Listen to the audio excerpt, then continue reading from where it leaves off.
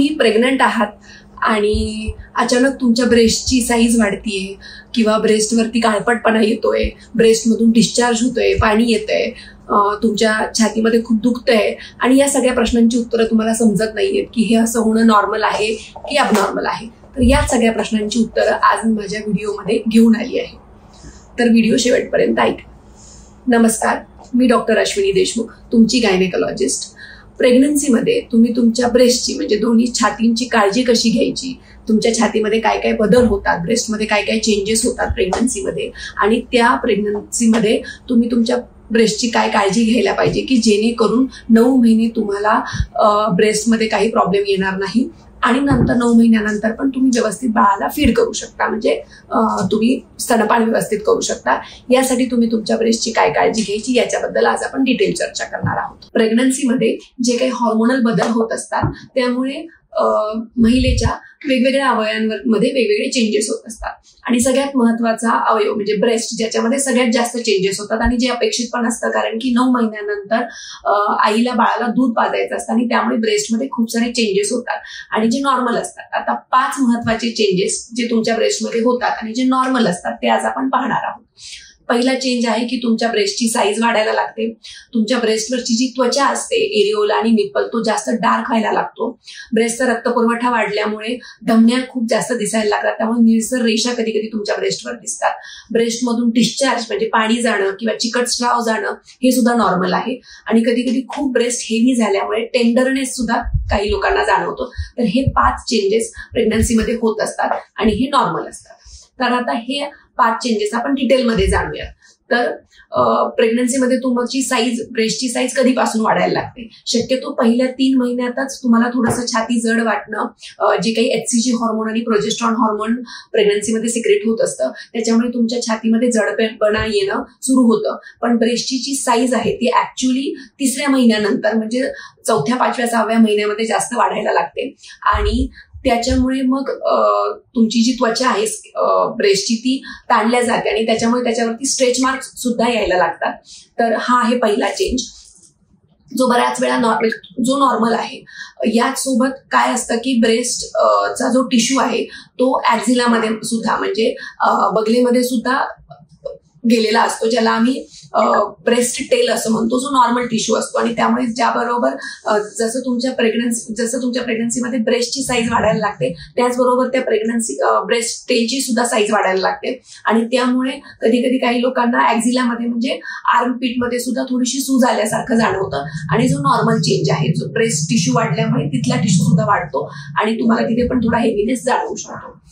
आता दुसरं आहे की 6व्या, 7व्या महिन्यानंतर ग्लँड भरपूर वाढल्यामुळे म्हणजे ब्रेस्टमध्ये खूप साऱ्या ग्लँड्स वाढल्यामुळे आणि जे काही हॉर्मोनल बदल होतात याच्यामुळे ब्रेस्टमधून सिक्रेशन सुद्धा सुरू होऊ शकतात. 4थ्या, 5व्या महिन्यानंतर ते होऊ शकतात. पण हा जो स्राव आहे तो शक्यतो पाण्यासारखा पातळ असतो आणि कधी कधी तो चिकट सुद्धा असू शकतो. फक्त याला तुम्ही काळजी घ्यायची की त्याला सारखं प्रेस करून बाहेर नाही काढायचं आहे. आता दुसरा बदल आहे तो म्हणजे प्रेग्नन्सीमध्ये ब्रेस्टचं जो त्वचा आहे, टिश्यू आहे, ती डार्क व्हायला लागते. आता जे काही हॉर्मोन्स असतात प्रेग्नन्सीमध्ये त्याच्यामुळे त्वचा सगळीकडचीच डार्क व्हायला लागत असते.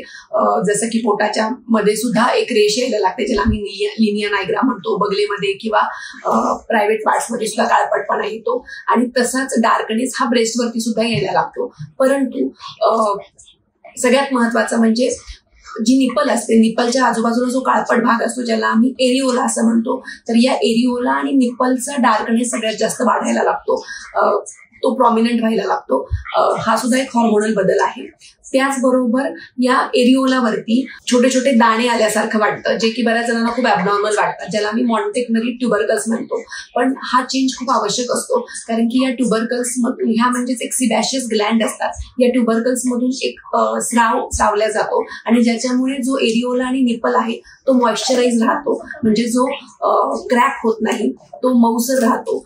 याच्यासाठी ह्या मॉन्टेगनरी ट्युबरकल्स आवश्यक असतात. तर त्या एरिओलावरती दाणे येणं हा सुद्धा एक नॉर्मल चेंज आहे. आता तिसरा चेंज आहे तो म्हणजे ब्रेस्टमधून डिस्चार्ज होणं. आता हे शक्यतो 6व्या-7व्या महिन्यानंतर सुरू होतं, जेव्हा बऱ्यापैकी हॉर्मोनल इन्फ्लुएन्सच्या अंडर ब्रेस्टच्या ग्लॅन्ड डेव्हलप होतात आणि त्याच्यातून सिक्रेशन सुरू होतात. तेव्हा कधी कधी निप्पल्स जर तुम्ही प्रेस केल्या तर निप्पल्स मधून थोडासा पाण्यासारखा स्राव जाणं किंवा कधी कधी थोडा चिकट पिवळसर स्राव जाणं हे नॉर्मल आहे. ही नॉर्मल ब्रेस्टची डेव्हलपमेंट आहे आणि पुढे होऊ घातलेल्या स्तनपानासाठीचा हा चेंज आहे. त्याच्यामुळे फक्त याला तुम्ही सारखं प्रेस करून बाहेर काढण्याचा प्रयत्न नाही करायचा. आता चौथा चेंज आहे तो म्हणजे ब्रेस्टच्या स्किनवरती निळसर धमण्या दिसणं. खूप डार्क दिसायला लागतात त्या निळ्या धमण्या आणि त्यामुळे तुम्हाला निळ्या रेषा आल्यासारखं ब्रेस्टवरती वाटतं. तर ब्रेस्टचा जो काही रक्तपुरवठा वाढलेला असतो म्हणजे 4थ्या-5व्या महिन्यापासून ब्रेस्टच्या ग्लॅन्ड डेव्हलप व्हाव्यात, ब्रेस्टमध्ये हॉर्मोनल चेंजेस व्हावेत यासाठी म्हणून जो रक्तपुरवठा वाढलेला असतो त्यामुळे ह्या निळ्या धमण्या तुम्हाला जास्त स्ट्रॉंग दिसायला लागतात. आता 5वा चेंज आहे तो म्हणजे ब्रेस्टमध्ये गाठी तयार होणं आणि त्याच्यामुळे मग त्या कधी कधी दुखायला लागतात, टेंडरनेस सुद्धा यायला लागतो. तर याच्या मागचं काय कारण आहे की कधी कधी ब्रेस्टमध्ये प्रेग्नन्सीच्या आधीच छोट्या फिजिओलॉजिकल गाठी असू शकतात, स्नायूंच्या गाठी असू शकतात, ज्यांना आम्ही फायब्रोएडिनोमा असं म्हणतो.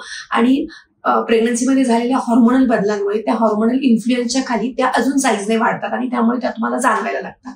कधी कधी दुधाच्या गाठी सुद्धा 6व्या-7व्या महिन्यापासून बनायला लागू शकतात. तर ह्या अशा गाठी होणं सुद्धा आपण प्रेग्नन्सीमध्ये नॉर्मल समजतो, लगेच त्याच्यावरती ट्रीटमेंट शक्यतो आपण करत नाही. आता याच्या पुढे बघूयात आपण की हे जे काही 5 नॉर्मल फिजिओलॉजिकल चेंजेस प्रेग्नन्सीमध्ये तुमच्या ब्रेस्टमध्ये होत असतात, हे होत असताना तुम्ही तुमच्या ब्रेस्टची काय काळजी घ्यायला पाहिजे. आता सगळ्यात महत्वाचं की तुमच्या ब्रेस्टची साईज वाढायला लागल्यामुळे तुमच्या ब्रेस्टवरची स्किन जी आहे ती स्ट्रेच व्हायला लागते आणि त्याच्यामुळे ती पातळ स्किन फाटल्यामुळे त्याच्यावरती स्ट्रेच मार्क यायला लागतात. जसं तुमच्या बॉडीवरती बाकीच्या भागांवरती सुद्धा म्हणजे मांड्यांवरती, पोटावरती सुद्धा तुमचे स्ट्रेच मार्क यायला लागतात, तसेच ते छातीवर सुद्धा यायला लागतात.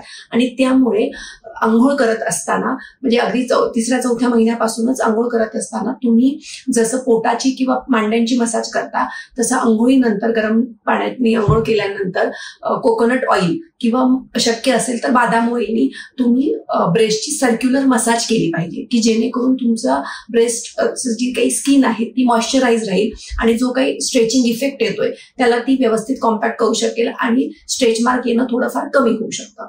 आता अजून दुसरं म्हणजे प्रेग्नन्सीमध्ये तुमच्या ब्रेस्टची साईज वाढल्यामुळे तिथे हेवीनेस आल्यामुळे तुम्ही ब्रा घालणं खूप आवश्यक आहे. बऱ्याच वेळा प्रेग्नन्सीमध्ये बरेच लोक ब्रा घालणं अवॉइड करतात कारण की त्यांना असं वाटतं की त्यामुळे त्यांना त्यांच्या छातीवर दाब आल्यासारखं वाटतं.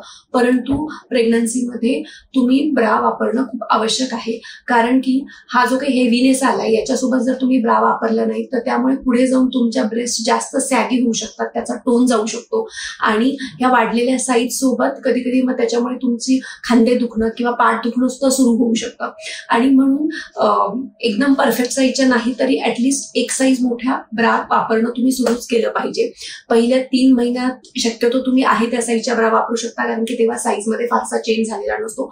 पण 4थ्या महिन्यापासून तुम्ही एक साईज वाढलेली ब्रा घालणं आवश्यक आहे. खूप जास्त टाईट ब्रा घालणं सुद्धा अवॉइड करा कारण की त्याच्यामुळे जे ब्रेस्टमध्ये होणारे चेंजेस आहेत ते तुम्हाला त्रास देऊ शकतात. आणि खूप लूज पण नको, एक साईज मोठी ब्रा तुम्ही वापरायला पाहिजे आणि हे प्रेग्नन्सीच्या शेवटच्या दिवसापर्यंत वापरणं आवश्यक आहे. आता 6व्या-7व्या महिन्यानंतर मी तुम्हाला सांगितलं जसं की ब्रेस्टच्या निप्पलच्या आजूबाजूच्या भागामध्ये जो की निप्पलच्या आजूबाजूचा जो काळसर भाग असतो ज्याला मी एरिओला म्हणतो तो आणि निप्पल याची स्वच्छता ठेवणं तुम्ही सुरू केलं पाहिजे कारण की बऱ्याच वेळा ड्रायनेसमुळे तिथे कधी क्रॅक होतो, कधी कधी तिथे काही घाण जमा झालेली असते आणि त्याच्यामध्ये पुढे जाऊन बॅक्टेरिया ग्रो होऊ शकतात.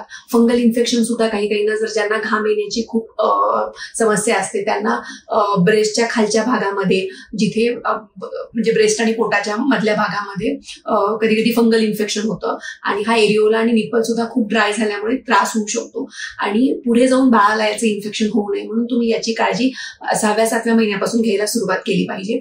आंघोळ करत असताना शक्यतो 6व्या-7व्या महिन्यापासून तुमचा एरिओला आणि निप्पल तुम्ही स्वच्छ करणं आवश्यक असतं. त्याला थोडी ऑइलनी मसाज करून तुम्ही निप्पल बाहेर ओढायचा प्रयत्न केला पाहिजे म्हणजे जेणेकरून डिलिव्हरी झाल्यानंतर तुम्हाला फ्लॅट निप्पलचा त्रास जाणवणार नाही आणि डिलिव्हरी झाल्याच्या लगेच तुम्ही बाळाला स्तनपान करणं करू शकता जर तुमच्या निप्पल्स व्यवस्थित बाहेर असतील तर. म्हणून 6व्या-7व्या महिन्यापासून निप्पलची मसाज आणि त्याच्यासोबत निप्पल बाहेर ओढणं सुद्धा तुम्ही सुरू करायला पाहिजे. आता अजून एक काळजी म्हणजे जर 7व्या-8व्या महिन्यानंतर तुमच्या ब्रेस्टमध्ये सिक्रेशन सुरू झाली आणि त्याच्यामुळे तुमचे निप्पल्स आणि ब्रेस्ट सारखे ओले होत असतील तर आणि त्याच्यामुळे पण मग इन्फेक्शन होऊ शकतं, तुम्हाला इचिंग होऊ शकतं, त्रास होऊ शकतो, तर मग तिथे तुम्ही निप्पल पॅड्स वापरू शकता की जेणेकरून तुमचं निप्पल आणि ब्रेस्ट हे सारखं सारखं ओलं होणार नाही आणि तिथली स्वच्छता राखली जाईल. पूर्ण प्रेग्नन्सीमध्ये तुमच्या ब्रेस्टची हायजीन मेंटेन करणं, एरिओला आणि निप्पलवरची घाण साफ करणं, याची स्वच्छता ठेवणं खूप आवश्यक असतं. तर आता व्हिडिओच्या शेवटी पुन्हा एकदा मी सांगते की ब्रेस्टमध्ये होणारे कुठले चेंजेस हे नॉर्मल असतात. तर ब्रेस्टची साईज वाढणं, त्याच्यामुळे तुम्हाला त्याच्यावरती स्ट्रेच मार्क येणं, त्याच्यामुळे थोडी ब्रेस्टवरती खाज येणं, ब्रेस्टमध्ये कधी कधी थोडंसं दुखणं, ब्रेस्टमधून 6व्या-7व्या महिन्यानंतर पाण्यासारखा डिस्चार्ज होणं, कधी कधी छोट्याशा गाठी येणं, ब्रेस्टची साईज वाढली त्याच्यासोबत कधी कधी बगलेमध्ये सुद्धा सूज येणं, कारण की ब्रेस्टचा जो एक काही पार्ट आहे ज्याला आम्ही ब्रेस्ट टेल म्हणतो तो तुमच्या बगलेमध्ये सुद्धा नॉर्मली ग्रोथ झालेला असतो आणि त्यामुळे तिथे पण कधी कधी काहींना सूज येते. तर हा सुद्धा एक नॉर्मल चेंज आहे. ब्रेस्टची साईज खूप वाढल्यामुळे, तिथला रक्तपुरवठा वाढल्यामुळे त्याच्यावरती निळ्या रेषा येणं, निळ्या धमन्या येणं हा सुद्धा नॉर्मल चेंज आहे. तर हे सगळे नॉर्मल चेंजेस आहेत. आता कुठले ॲबनॉर्मल चेंजेस आहेत की ज्यावेळेस तुम्ही डॉक्टरांना घाईनं भेटणं आवश्यक असतं. तर सगळ्यात महत्वाचं म्हणजे ब्रेस्टमध्ये अचानकपणे तुम्हाला गाठ आली आणि ती खूप जास्त दुखू लागली तर तुम्ही तुमच्या डॉक्टरांना कन्सल्ट करा.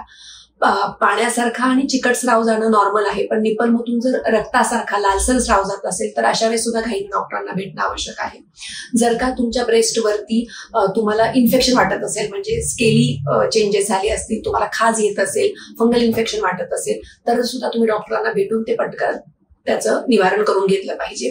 तर मला असं वाटतंय की ब्रेस्टमध्ये काय काय नॉर्मल चेंजेस होतात आणि ते नॉर्मल चेंजेस होत असताना तुम्ही ब्रेस्टची काय काळजी घ्यायची की जेणेकरून नंतर तुम्ही व्यवस्थित बाळाला स्तनपान करू शकता, याच्याबद्दल आपण व्यवस्थित माहिती घेतली आहे. याबद्दल तुम्हाला काही शंका असतील तर तुम्ही कमेंट बॉक्समध्ये मला विचारू शकता आणि हा विषय जर तुम्हाला आवडला असेल तर तुम्ही तुमच्या मित्रमैत्रिणींसोबत नक्की शेअर करा.